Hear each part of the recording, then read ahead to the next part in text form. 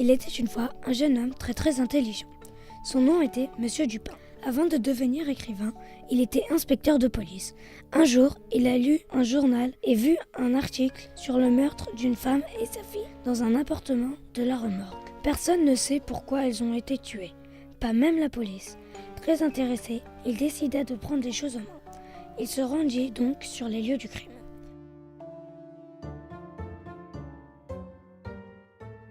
Monsieur Dupin regarda attentivement la scène du crime. Il y avait beaucoup de choses bizarres.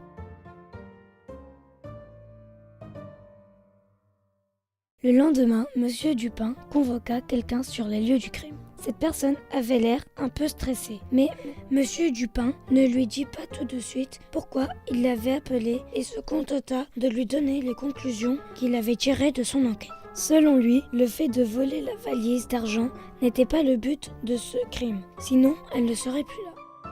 Apparemment, il serait rentré et sorti de l'appartement par la fenêtre. Mais la fenêtre étant dure à ouvrir, il aurait fallu que ce soit quelqu'un qui a de la force. Près du corps de la jeune fille, il y avait des cheveux déracinés. Les marques d'étranglement de la mère sont très bizarres, car elles ne sont pas à la taille de main humaine.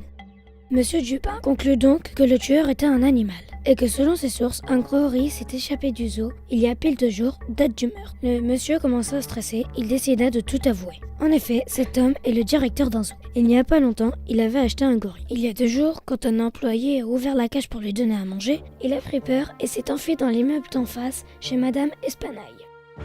De son bureau, il voyait tout ce qui se passait. Le gorille fou furieux se déchaînait sur les 2 jeunes femmes. Le directeur a voulu faire comme si de rien pour ne pas être arrêté.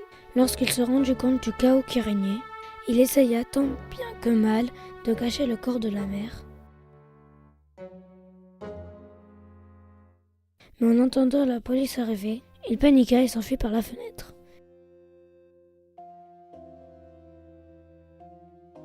Le mystère était donc résolu, et pourtant la police n'avait rien trouvé de tout ça. Ils ont cette manie de nier ce qui est et d'expliquer ce qui n'est pas.